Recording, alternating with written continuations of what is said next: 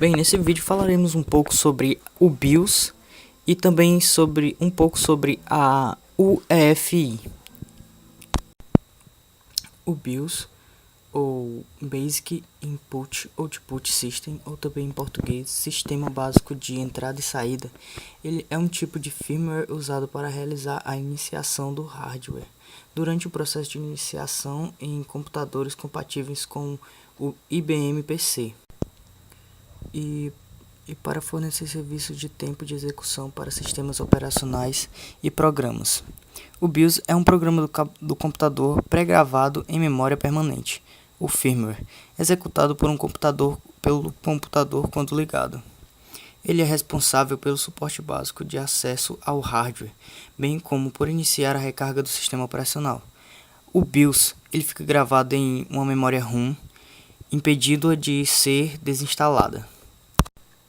Entre outras funções, o papel mais importante do BIOS é o carregamento do sistema operacional.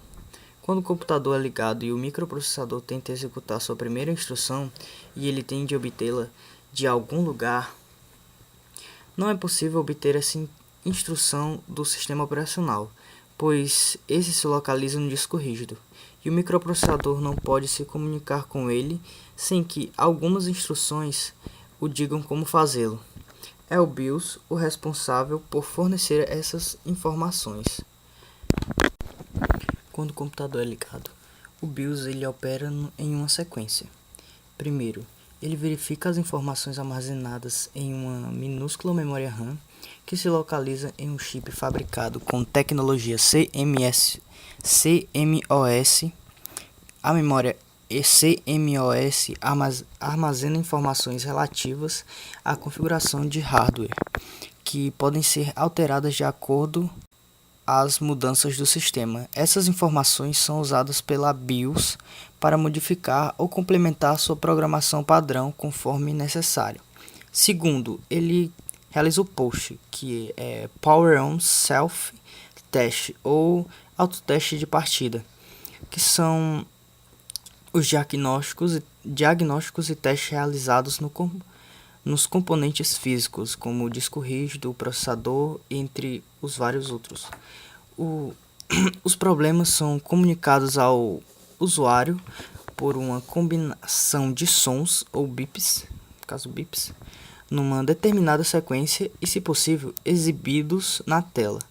O manual do fabricante permite a identificação do problema descrevendo a mensagem de que cada sequência de sons representa. Bem, terceiro, a terceira é a ativação de outras BIOS possivelmente presentes em dispositivos instalados no computador.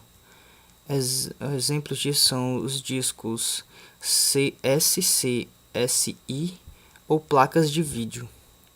A quarta seria descompactação para a memória principal. Os dados, armazenados numa forma compactada, são transferidos para a memória, e só aí descompactadas. Isso é feito para evitar a perda de tempo na transferência dos dados. A quinta seria a leitura dos dispositivos de armazenamento, cujos detalhes e ordens de inicialização são armazenadas no CMOS. Só há um sistema operacional instalado no dispositivo em seu primeiro sector, o Master Boot Record. Então, as informações necessárias para o BIOS encontrá-la, sendo que esse sector não deve exceder 512 bytes. Existem pequenos trechos de software chamados de manipuladores de interrupção, que atuam como tradutores entre os componentes do hardware e o sistema operacional. Um exemplo dessa tradução é quando é pressionado uma tecla no teclado. O evento associado ao sinal é enviado para o manipulador de interrupção do teclado, que é enviado à CPU, que trata e envia esse evento para o sistema operacional. Os drivers de dispositivos são outros trechos de softwares que identificam e atuam como a interface entre os outros componentes básicos do hardware, com o teclado, mouse, disco e o disco rígido. O Unified Extensible Firmware Interface, o EFI, em português, Interface Unificado de Firmware Extensível, é uma especificação que define uma interface de software entre o sistema operacional e o firmware da plataforma. O EFI pretende substituir as interfaces de firmware do sistema de entrada-saída básico BIOS, presente em todos os computadores pessoais compatíveis com o IBM PC. Na prática, a maioria das imagens UEFI fornecem suporte legado para os serviços do BIOS. O EFI podem suportar diagnósticos remotos e reparação de computadores, mesmo sem outro sistema operacional. A especificação original EFI Extensible Firmware Interface foi desenvolvida pela Intel. Algumas de suas práticas e formatos de dados espelham aqueles do Windows. Em 2005, a UEFI tornou a EFI 1.10, versão final da EFI, obsoleta. A especificação da UEFI é gerenciada pela Unified EFI Forum. Gerenciador de boot. O gerenciador de boot EFI é também usado para selecionar e carregar o sistema operacional, removendo a necessidade de um mecanismo de bootload. Bootload do SO é uma aplicação EFI. O que é um bootload? É um termo em inglês para o processo de iniciação do computador que carrega o sistema operacional quando a máquina é ligada. Como funciona nos sistemas operacionais? O sistema Linux é capaz de usar o EFI em tempo de boot desde o início de 2000, usando o carregador de boot Elilo. O Elilo é o único meio de bootar o Linux na plataforma IA64. Ele pode ser usado também nas plataformas IA32. Até dezembro de 2006, não há versão do Elilo para modo x64. O HP UX tem usado a EFI como mecanismo de boot nos sistemas IA64 desde 2002.